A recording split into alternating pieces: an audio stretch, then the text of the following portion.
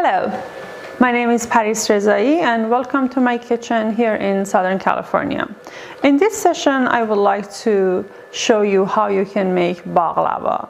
As we all know, there are different types of baklava. In this session, I just want to go over one very popular type that is very famous in the city of Qazvin. As a matter of fact, they call it baklava Qazvini, meaning the baklava is from Qazvin, or rainbow baklava, or as we call it in Farsi, baklava parchami, meaning there are different layers of different colors in this baklava. There are so very few ingredients that you need to have to make this little pastry desserts. All you need is almond powder, pistachio powder, cardamom, saffron, sugar powder, and pretty much that's it. A little bit of a flour to make that little pastry dough that goes on the bottom and on top. Before I move forward and start showing you how you can make this recipe, I need to show you the final product, because that will give you a better understanding of when I start explaining, then you can visualize as I move forward. So there is 6 pieces of the final product here, and as you can see, I can touch it without my hand getting sticky from the syrup, which is normally baklava has. This one here, I arranged them to look like a little flower, or you can manage them or arrange them any way you want it. If I take one piece out, then you know where this baklava gets its name from. So we call it rainbow because each layer has its own color. It's very pretty. The white layer obviously are from almond powder, the green one is from pistachio, and the very beautiful yellowish or orangish layer, it's from saffron. We also call it parchami because that looks like a flag. Parcham means flag, and also it's very popular, and people in Qazvin call it baklava Qazvini. The bottom of this little piece has a little bit of a pastry dough that I will show you how you make it. The same exact dough goes on top. You need to know how to roll this dough to get the very thin layer. The thinner you can get this, it will be more translucent, and you can see the beautiful yellowish color of the saffron.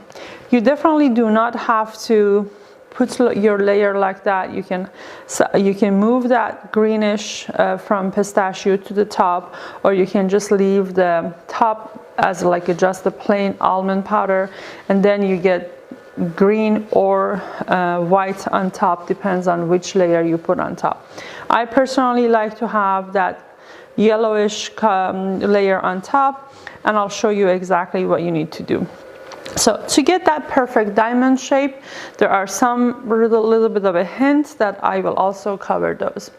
Okay, first I need to make the dough, and for that you only need to use half a cup of water, or even less, and then to this you're gonna add 2 to 3 tablespoons of vegetable oil, and then you are going to start adding your flour. How much flour definitely depends on how much water you are using, and the type of flour that you are using. So I would say maybe 1 cup, but this is how you know if the flour is enough or not. You just add a little bit of a flour, like 2 or 3 tablespoons, and start stirring. And you need to just keep stirring and keep watching it, because what you need to get is a very soft and smooth dough that still is a little bit thirsty, and it still needs a little bit of a flour, but at the same time it's not sticky.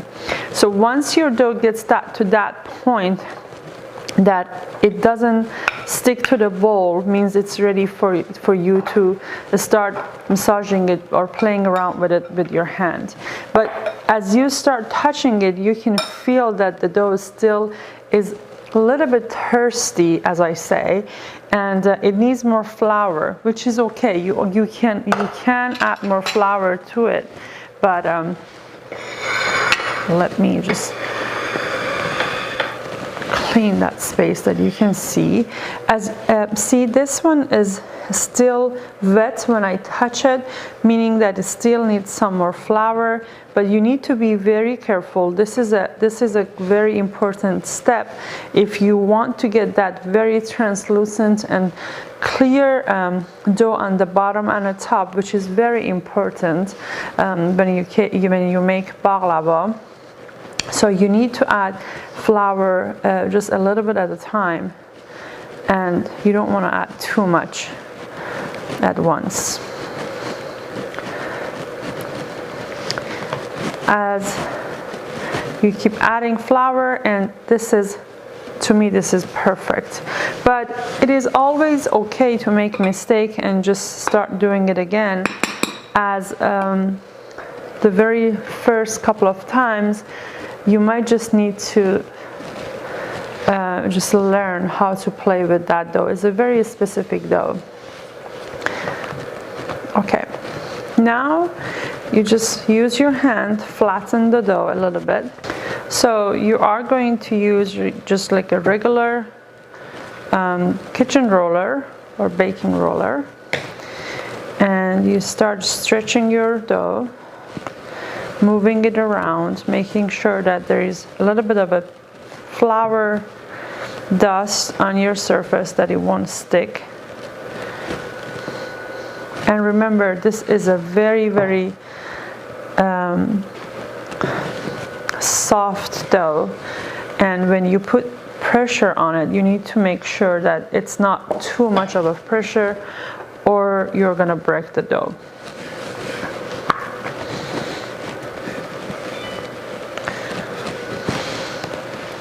As you can see, I would only go one direction, and I just don't use it like that, because again, the dough is very sensitive, and you just want to make sure that you don't break it.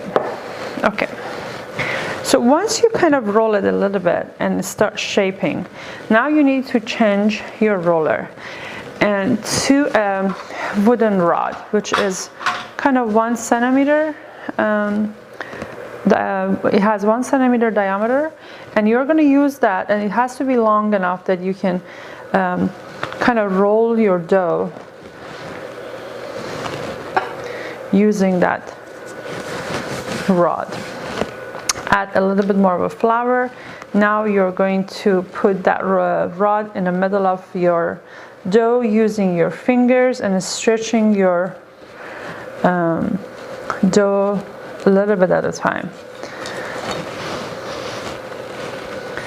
This is a step that requires a little bit of a patience and attention, and it takes a little bit of a time for you to master it. You might just think, why not just finishing it all the way with that like regular roller, which is way easier. But remember, that roller is very heavy for this delighted dough. So I believe this is my final round, and just want to add a little bit of a dough in here. So this is your dough, or in Farsi we call it lavash, and this is ready to go. And we still have this much for the top part. Okay, we need to use a cake pan, which for the amount of ingredients that I am using right now, this is the perfect size. It's a 12-inch round. It has 2 inches of a height. So this is a perfect one. You can use different sizes, but for this amount of ingredients, this would be your best choice. You need to put a little bit of butter to the bottom of your pot to make that to prevent the dough sticking to the pot. And then we are going to use this later. We're going to melt it and use it for to add more butter to the top. And you just need to put a little bit, and that should be good. So now, using that rod, transfer your dough to the bottom of that pot very carefully.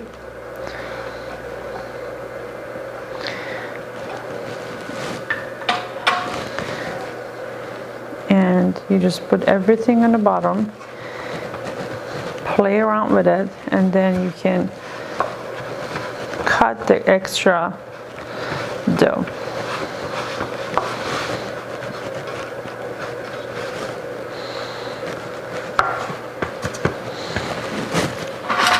I prefer to use scissor because that's the easiest way.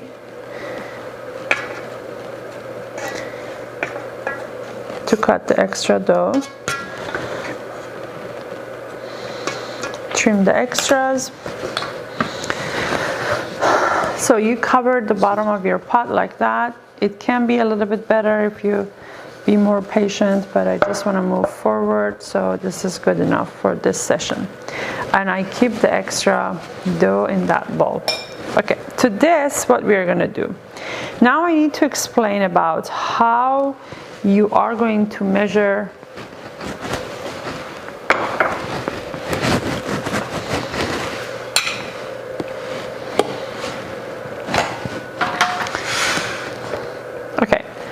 Now I need to explain to you how you are going to measure your almond mixture. So 700 grams of almond powder plus 350 grams of powdered sugar. So you can play with that 350 grams of powdered sugar and bring it down to 300, or if you really like to have a more sweet of a dessert, you can kind of increase it to 400 grams of a powdered sugar. So 700 grams of almond powder to 350 grams of powdered sugar. So you mix everything in a bowl using your hands, and you mix everything nice and pretty. And you don't need to sift it, you just need to mix it. And then you're going to divide that combination of a powdered sugar and powdered almond to 4. So whatever number you get, it's either 350 or 300 or 400 of grams of powdered sugar you added to your almond. So you divide that whole number by 4, and that's how you get 4 bowls of equal amount of powdered sugar and almond powder mixture. So this 4 are exactly equal, and we definitely need all 4 of them. So why? Because the bottom layer would be just the almond. On top of that, we are going to have almond, and we need to add cardamom, 1 tablespoon cardamom to the second bowl, and you just stir it till it gets mixed. So this would be the second layer from the bottom.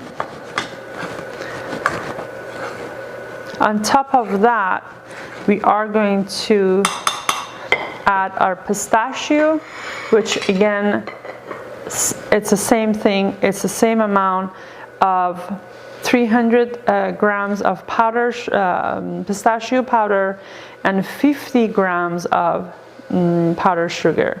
So for the pistachio is 300 grams of the powder, pistachio powder, and 50 grams of powdered sugar. So this is more than the other 4, and because we want to get that thick layer of green in the middle of our baklava.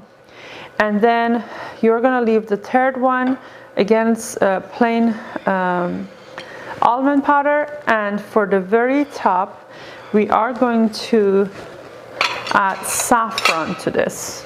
Just a plain powdered or grinded saffron.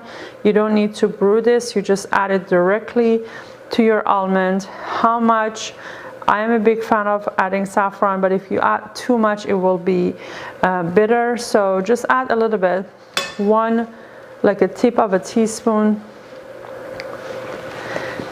And we are going to add more later, so just that you get that flavor throughout the almond. You stir that. So for now we have 2 plain almond, 1 mixed with cardamom and 1 mixed with saffron. We are going to start by the very first layer of just the almond. Once you add the almond, remember this is a mixture of almond and powdered sugar. You're using your hand, you're flattening this layer, and then you need to have this fondant smoother or cake smoother. It's very easy to find into any bake shop or bake supply shops, and you are making this very first and the bottom layer nice and smooth. And as you smoothing this one, you are putting a little bit of a pressure because we need to make sure that everything sticks together. Not too much of a pressure, because later when you are using you're adding your syrup to the top, the syrup won't go down. So one part of the baklava is very soft and the other parts are very, very tough. So don't put a lot of pressure, but you definitely want to add some pressure that everything stick together and they won't run. And make sure that you kind of spread this evenly. Just look at it from different angles. Use the tip of your finger. Get that edges. Remember, at the end, baglavai parchami, or the rainbow baklava, it's all about how you can finally make this, and it's more like a craft. It's a very delighted dish. So to this, I am going to add my almond mixture with cardamom. You can definitely change the layers as you wish to get different colors in different layers. You can also, instead of cardamom, add a little bit of a cinnamon. But remember, cinnamon will make it very dark. So if that is something that you need to consider, but you can substitute cardamom with cinnamon and it will give you a darker layer. Again, same process.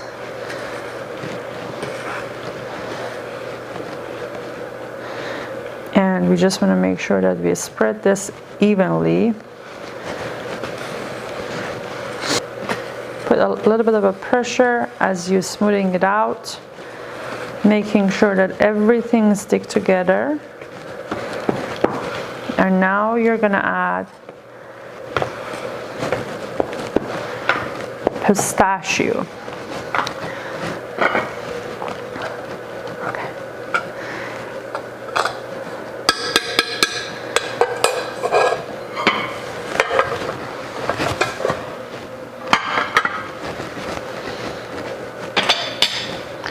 Same process over and over.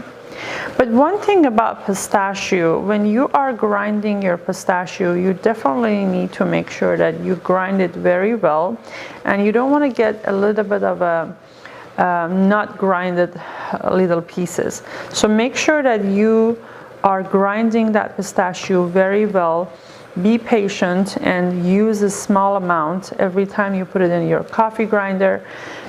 Use a small amount, making sure that you shake your grinder at the same time as you are turning it on, to avoid that pistachio get oily. So, and the better quality of pistachio you use, definitely it will be much prettier color, and the taste, it will be much better. And as you are moving, that is smoother. You put a little bit of a pressure, spreading it evenly. To this, the next layer for me would be again a plain almond. I have one white, and then I have the cardamom, then my pistachio layer. Look how beautiful is that. And to this, it will be just the plain almond again. At this stage, I'm going to go ahead and wash my hand because I don't want to get any of the pistachio on a very white layer of the almond. Deep orange color for the top. You are going to use this little friend here that it's for making tea. So normally you can get that from stores that they have tea supply or just the kitchen supplies. It's a very easy tools to find. And then I will put that in my grinded saffron jar, and I use that, and I will dust that top layer with the plain saffron. And yes, it's a lot of saffron, and yes, that's how you get that beautiful orange color on top.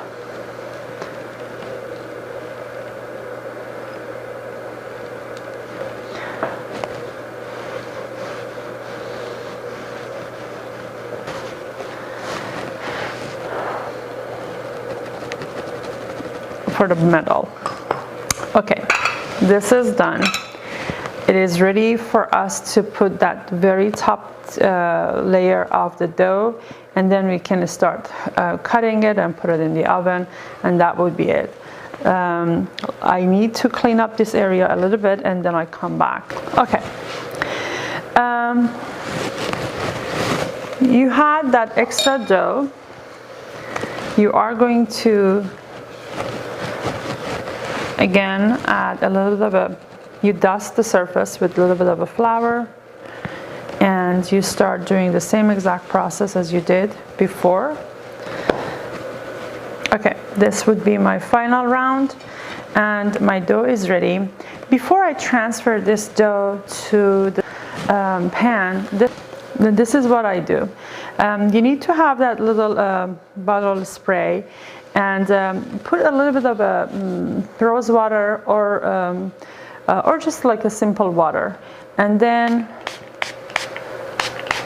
spray just a little bit, not too much, because if you add too much, then the dough will be kind of sticky again.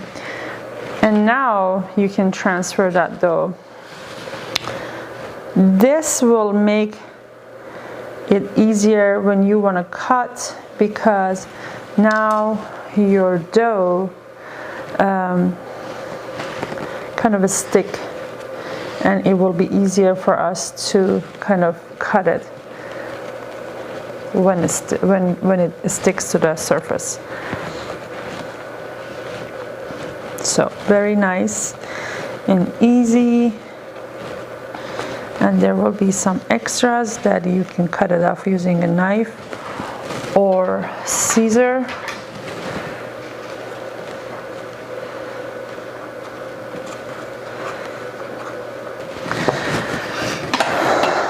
Okay, so I trimmed the edges as much as I could. To cut the dough, to cut the baklava, you need to have a little wooden ruler, kind of 3 centimeter wide and It can be as long as the whole of your pan, or it would be kind of smaller that it will fit.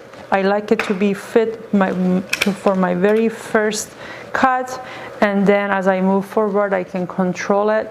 I do use cutter. You can use a sharp knife, both works. Put your knife on or your cutter all the way down very nicely and smoothly. You need to cut that all the way down.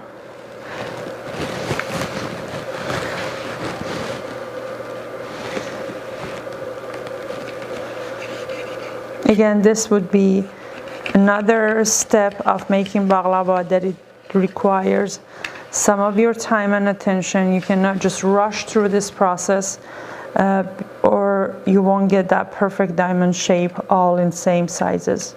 To avoid that ruler stick to your dough, just like right now, you can add a little bit of a flour to it, which I forgot and I will do it right now. Okay.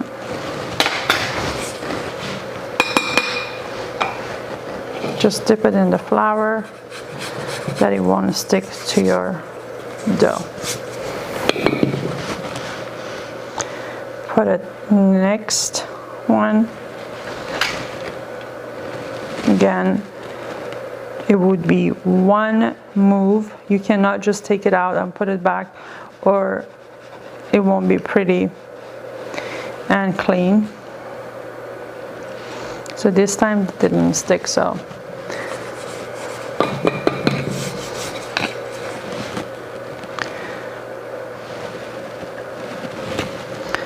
once you finish from one side, you are going to repeat this for the other side. Just do the same exact process till you get that diamond shape for each piece. Okay, so now this is done. You need to use a brush and again brush the surface to get all the extra flour off of those beautiful pieces. You are going to melt the butter or just using vegetable oil. Remember, your butter needs to just be melted. It should not be brown.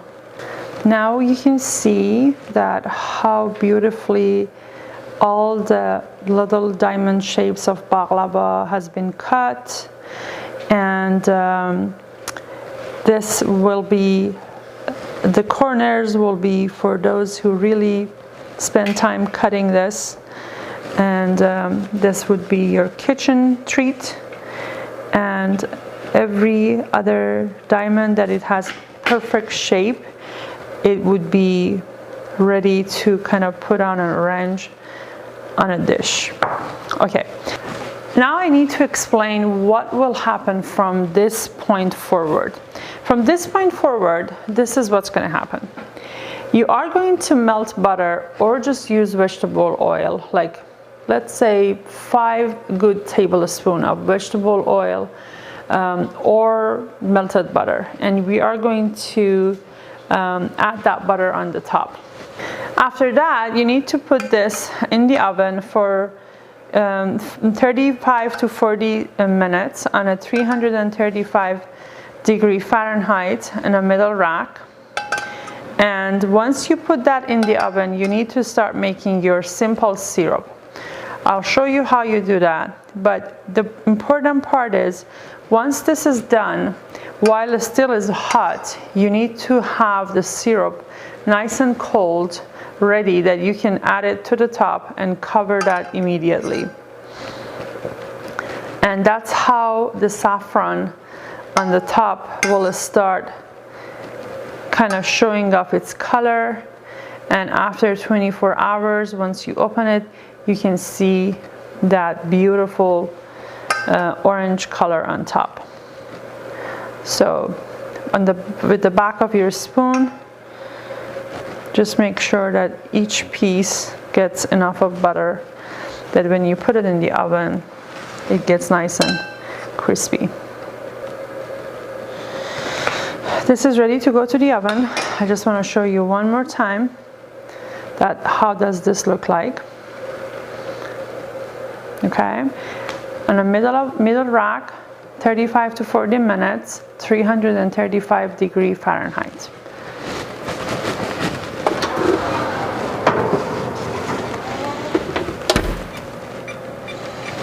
Okay, now that your baklava is in the oven, you need to make the syrup. How you make the syrup?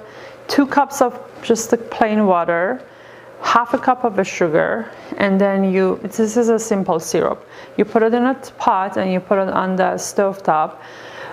Once it starts boiling, like after 30 seconds that it starts boiling, you add just 1 teaspoon of honey to that mixture, and then you add 1/4 of a cup of rose water to that.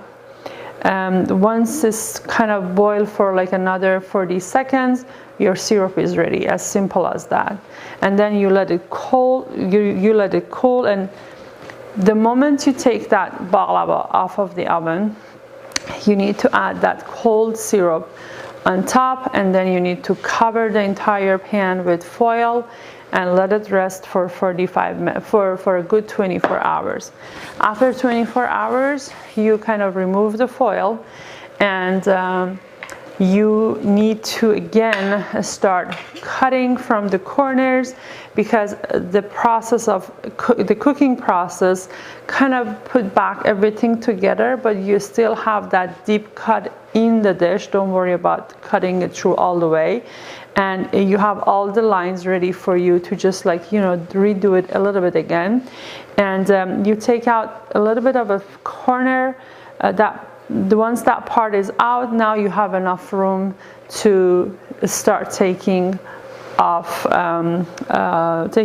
all the diamonds one by one, and yes, one by one from the pan. And then they will look like this.